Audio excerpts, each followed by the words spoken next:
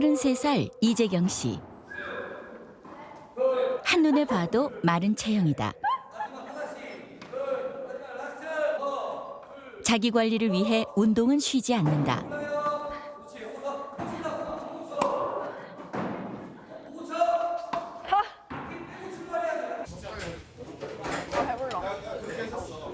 너무 급하게 먹었어. 운동을 마친 재경 씨가 향한 곳은 고깃집. 장난 아니죠?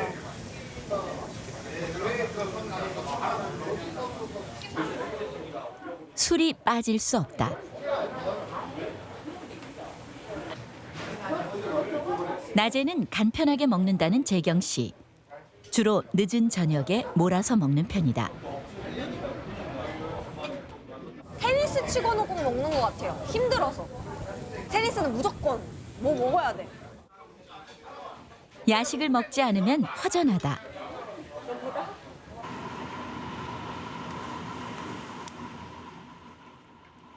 재경 씨의 식습관은 어떨까? 늦은 오후 첫 끼니를 준비하는 재경 씨. 설거지할 거 뭐. 사실 이거 먹은 지 몇 번 안 돼가지고 잘 몰라요. 좀 돌리는 건 뭔가요? 마녀 스프예요. 이거 친구가 뱃살 때문에 만들어줬어요. 그래서 열심히 먹고는 있는데. 요즘 유행이라는 다이어트식. 소고기와 양배추, 토마토가 주 재료다. 딱히 다이어트가 필요 없어 보이는데 다이어트식을 챙겨 먹는 이유는 뭘까?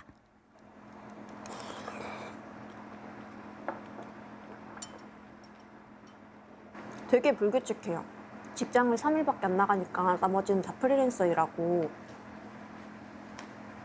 그래서 잠 많이 잘 때는 12시간 이상도 자고 잠 많이 못 잘 때는 2~3시간 이렇게 자고. 끼니는 당연히 불규칙하고. 재경 씨의 남모를 고민은 뱃살이다. 만지게 돼요. 잘 있나. 뱃살 고민이 본격적으로 시작된 건 3~4개월 전. 인스턴트 음식으로 끼니를 때워도 아무렇지 않을 줄로만 알았다. 다이어트는 남의 일인 줄로만 알았는데 요즘 들어 맞는 옷이 없다.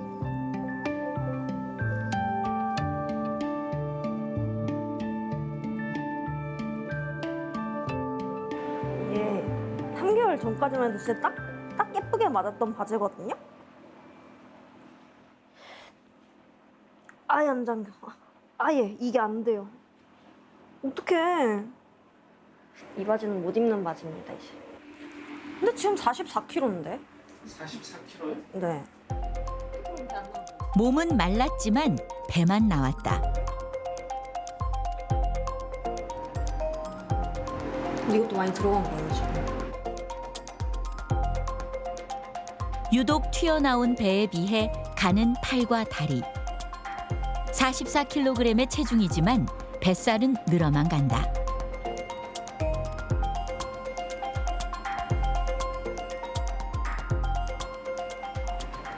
이렇게 거울 볼 때마다 어떠세요? 제 배 아닌 것 같아요. 그리고 금방 빠지겠지라는 막연한 생각이 있어요.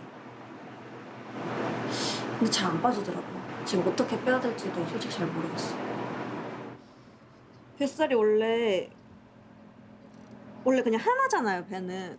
접히는 뱃살. 과연 이대로 둬도 될까? 근데 뭐 이렇게 이게 미관상으로 좀 너무 안 좋은 것 같긴 해요.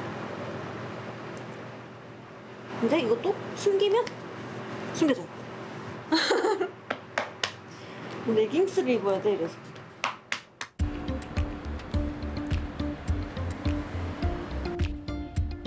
재경 씨에게는 어떤 문제가 있는 걸까? 먼저 체성분 검사와 함께 체혈 검사, 복부 비만 CT를 통해 건강 상태를 알아봤다. 이재경님이시죠? 네. 그 육안상으로는 전혀 비만으로 안 보이시잖아요. 그래서 흔히 말하는 그냥 마른 체형 같은데 실제로 지방을 보면요. 30%가 넘어요. 우리 몸에 체지방이 많이 축적돼 있다는 수치가 나오고요. 재경 씨의 체질량 지수, 즉 BMI는 18.1. 비만과는 거리가 멀었는데 체지방률은 31.7%로 매우 높았다.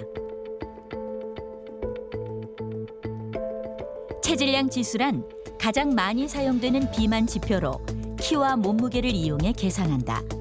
25 이상이면 비만이다.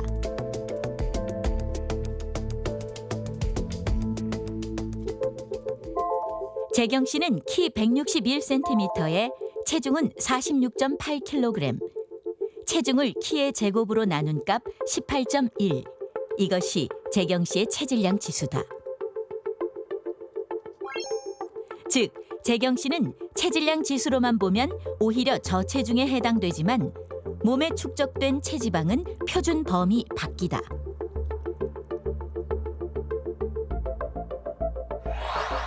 이렇게 체질량 지수는 정상이어도 체지방률이 여성은 30%, 남성은 25% 이상일 때를 마른 비만이라고 한다. 체질량 지수는 이제 체중을 키의 제곱으로 나눈 값입니다. 실제로 체중에만 의존하는 값이기 때문에 실제 우리 몸의 구성인 지방이나 근육을 반영하지 못하는 단점이 있고요. 의학적으로 관리가 필요한 질환에 대해서 파악하기 어려운 단점이 있습니다. 겉으로 보이는 비만과 달리 마른 비만은 진단도 늦고 예방하기도 어렵다.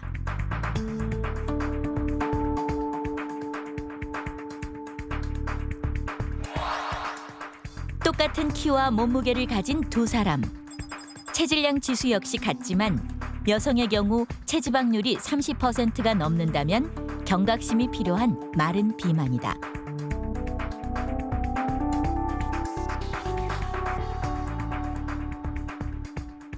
사실은 이러한 마른 지방이 이제 증가가 되고 있는 어떻게 보면 사회적 현상이라고 생각이 될 수가 있겠습니다. 내가 체중은 정상이지만 복부 비만이 계속 늘어가고 있는 그런 상태를 계속 유지하시게 된다면은 여러 가지 이제 앞으로 합병증이 발생을 할 수가 있기 때문에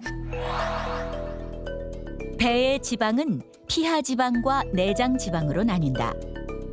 피하 지방은 말 그대로 피부 바로 밑에, 내장 지방은 장기 사이사이에 축적되는 지방을 뜻한다.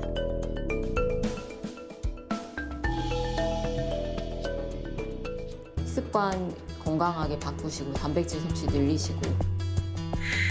재경 씨의 복부는 내장 지방보다는 피하 지방이 많은 상태. 간 수치도 80으로 높은 편이었다. 첫 번째는 단백질 섭취를 늘리셔야 되고요. 두 번째는 근육 운동을 하셔야 돼요. 근력 운동이요. 빠르게 만보를 걸으시거나 천천히 달리고 걷기를 반복해서 만보를 인터벌로 한번 해보시는 게 좋고요. 그 다음에 아파트 사시면 계단 오르기도 좋아요. 간 수치? 술은 확실히 끊어야 될 것 같긴 해요. 복부 비만과 술은 이어져 있는 것 같아가지고 일단 이거 하면서 끊어봐요. 하루 세 끼 규칙적인 식사와 함께 단백질을 포함한 다양한 영양소의 균형 잡힌 식단이 처방됐다.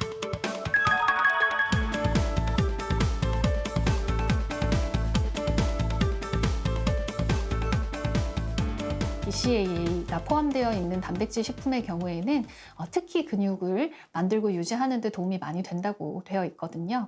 그래서 유제품, 그리고 그리고 콩으로 만든 두유나 두부 같은 것들, 그리고 계란, 육류 이런 종류들은 좀 특히나 근육을 유지하고 생성하는 데 도움을 많이 줄 수 있는 단백질 식품이라고 생각하실 수 있고요. 근육을 만들기 위해서는 그것들을 보조하는 비타민이나 무기질 같은 것들이 또 많이 필요하게 됩니다. 근육 형성을 위해서는 단백질 외에도 다양한 영양소 섭취가 병행돼야 하는데 성인의 하루 단백질 권장량은 체중 1kg당 약 1g, 즉 체중이 60kg이면 단백질도 60g 정도 섭취해야 한다.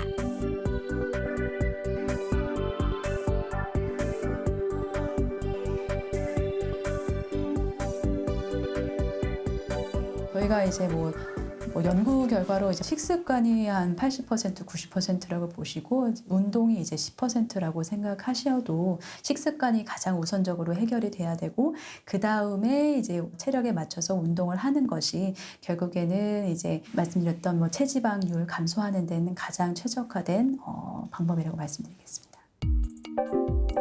즉, 열심히 운동을 한들 식습관이 달라지지 않고서는 건강한 몸을 만들 수 없다. 불규칙적인 식사와 인스턴트 음식으로 체지방률이 높았던 이재경 씨는 어떻게 지내고 있을까?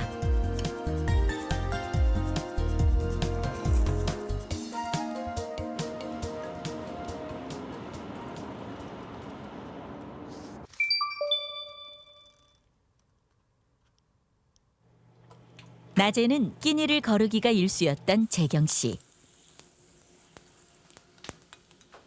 아침밥 챙겨 먹기 아침 거네요. 네, 아침밥 먹고 그 규칙적인 시간에 먹어요. 좀 부실하더라도 이렇게 먹긴 먹어요. 아침, 점심은 대강 때우고 저녁 한 끼를 배불리 먹었던 식습관.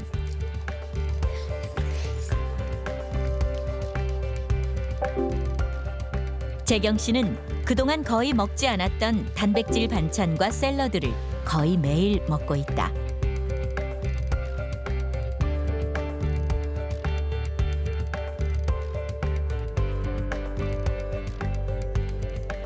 저녁 식사가 가벼워지다 보니 자연스럽게 멀어진 술. 원래 즐기던 테니스에 다른 운동도 병행하고 있다.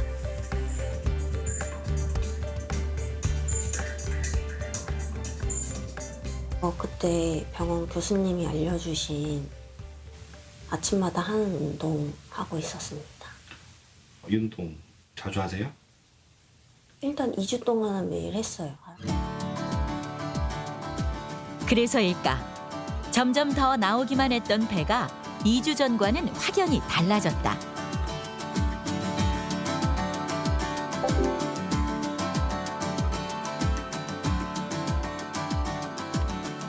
그러니까 여기 아랫배는 아직 좀 옆에서 보면 이렇게 튀어나와 있긴 한데 전체적으로 여기 사이즈가 엄청 줄었어요.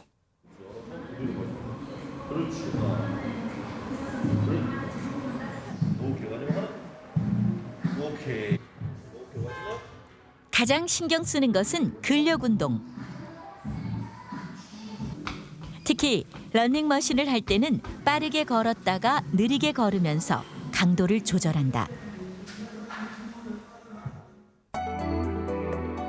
복부에 직접 작용하는 운동이 복부 비만을 해결할 것이라 생각하기 쉽지만